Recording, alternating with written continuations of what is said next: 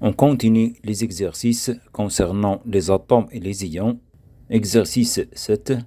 Le numéro atomique d'atomes d'oxygène O et Z égale 8. On donne E égale 1,6 fois 10 à la puissance moins 19 coulombs.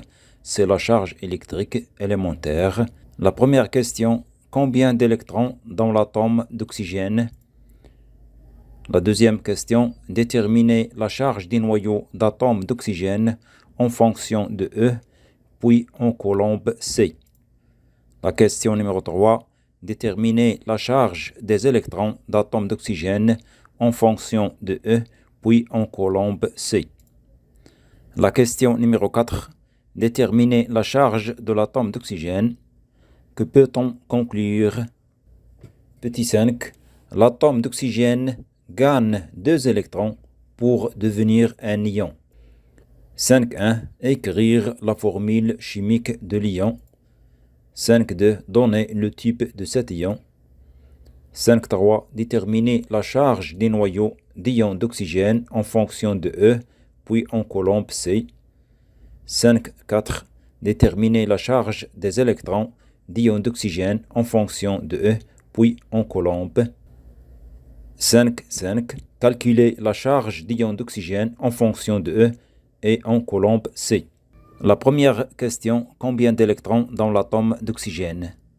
On a vu au cours de la leçon et en général que pour un atome, le nombre des électrons est égal au nombre de charges positives qui se trouvent au noyau.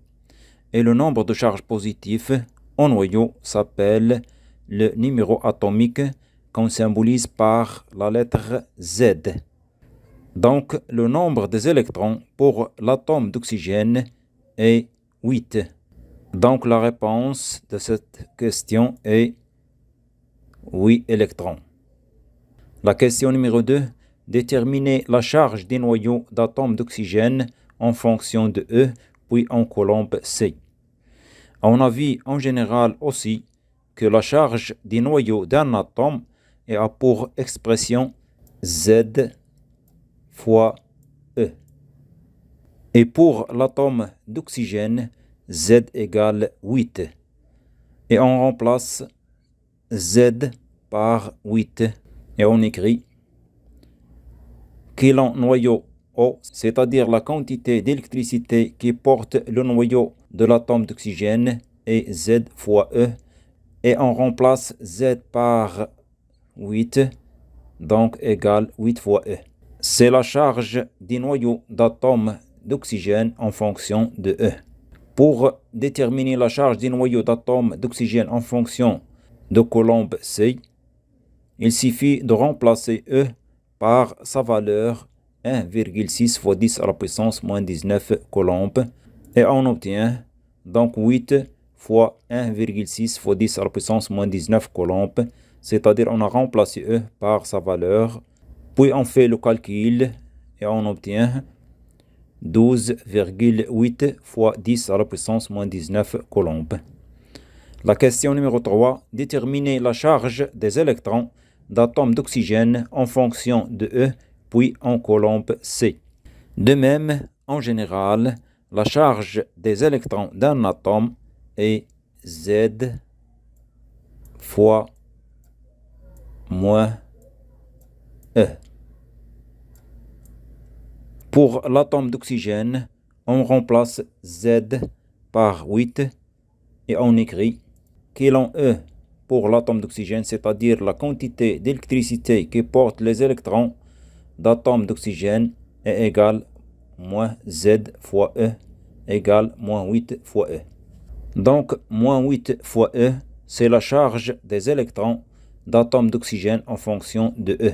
Pour la charge des électrons d'atomes d'oxygène en fonction de coulomb C, on remplace E par sa valeur aussi 1,6 fois 10 à la puissance moins 19 coulombs, c'est-à-dire moins 8 fois 1,6 fois 10 à la puissance moins 19 coulombs, et on fait le calcul, on obtient moins 12,8 fois 10 à la puissance moins 19 coulombs. La question numéro 4. Déterminer la charge de l'atome d'oxygène Que peut-on conclure? Pour avoir la charge de l'atome d'oxygène, on fait la somme des charges que porte le noyau de l'atome d'oxygène et la charge que portent les électrons de l'atome d'oxygène. Et on écrit qu'Elon pour l'atome d'oxygène, c'est-à-dire la quantité d'électricité que porte l'atome d'oxygène, est égale à la quantité d'électricité qui porte le noyau d'atome d'oxygène plus la quantité d'électricité qui porte les électrons d'atome d'oxygène. Et on remplace par 8 fois E plus moins 8 fois E égale 8 fois E moins 8 fois E égale 0. Que peut-on conclure? Puisque la quantité d'électricité que porte l'atome d'oxygène est égale à 0, c'est-à-dire la charge que porte l'atome d'oxygène est nulle, on conclut donc que l'atome est électriquement neutre. On passe à la deuxième partie de l'exercice. L'atome d'oxygène gagne 2 électrons pour devenir un ion. Écrire la formule chimique de l'ion. Pour écrire la formule chimique d'un ion, on écrit le symbole de l'atome qui produit cet ion et on ajoute en haut à droite un nombre de signes plus ou moins qui représente respectivement le nombre des électrons perdus ou bien gagnés. Pour l'ion d'oxygène, on écrit le symbole de l'atome d'oxygène et on ajoute 2 moins, car l'atome d'oxygène gagne 2 électrons pour devenir ion d'oxygène. 5.2. Donnez le type de cet ion. L'atome d'oxygène gagne 2 électrons et devient ion. Cet ion s'appelle anion, parce qu'un anion est un atome qui a gagné un ou plusieurs électrons. 5.3. Déterminer la charge des noyaux d'ion d'oxygène en fonction de E, puis en colombe C. On a vu au cours de la leçon que les nombres de charges en noyau de l'atome et en noyau de l'ion produit de cet atome sont égaux et égales au numéro atomique Z. Donc la charge du noyau d'ion d'oxygène est Z fois E, c'est-à-dire la quantité d'électricité qui porte le noyau d'ion d'oxygène O2- égale Z fois E, et on remplace Z par 8, on obtient 8 fois E. C'est la charge du noyau d'ion d'oxygène en fonction de E. Pour avoir la charge du noyau d'ion d'oxygène en fonction de C, il suffit de remplacer E par sa valeur qui est égale à 1,6 fois 10 à la puissance moins 19, et on obtient 8 fois 1,6 fois 10 à la puissance moins 19 coulombes, et on fait l'application numérique, on obtient 12,8 fois 10 à la puissance moins 19 coulombes. La question 5.4. Déterminer la charge des électrons d'ion d'oxygène en fonction de E, puis en colombe C. Pour déterminer la charge des électrons d'ion d'oxygène, il faut savoir le nombre des électrons d'ion d'oxygène. On sait que l'atome d'oxygène porte 8 électrons et gagne 2 électrons et devient ion, portant donc 10 électrons. Donc la charge des électrons d'ion d'oxygène est égale Z plus 2 fois moins E égale 8 plus 2 fois moins E égale moins 10 fois E. Donc moins 10 fois E, c'est la charge des électrons d'ion d'oxygène en fonction de E.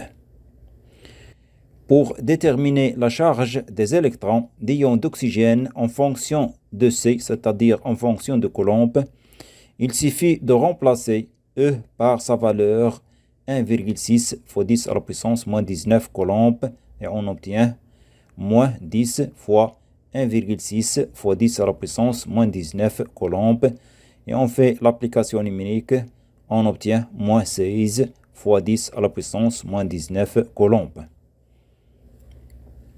La dernière question, 5.5. Calculer la charge d'ion d'oxygène en fonction de E et en coulombs C.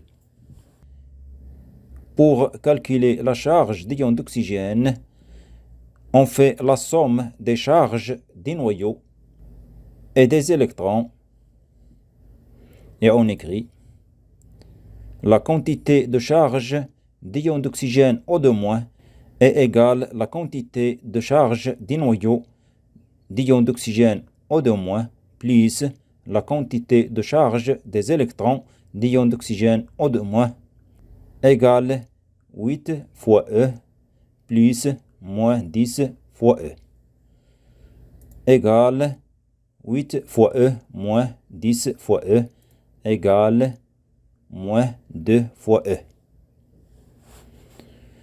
On peut constater directement la charge d'un ion à partir du nombre de charges électriques élémentaires qu'il porte en tenant compte des signes positifs ou négatifs. Par exemple, l'ion d'oxygène O2- porte deux charges électriques élémentaires négatives, c'est-à-dire moins 2 fois E. C'est la charge d'ion d'oxygène en fonction de E. Pour calculer la charge d'ion d'oxygène en fonction de Coulomb, c'est-à-dire en fonction de C, on remplace E par sa valeur 1,6 fois 10 à la puissance moins 19 Coulomb et on obtient 3,2 fois 10 à la puissance moins 19 Coulomb.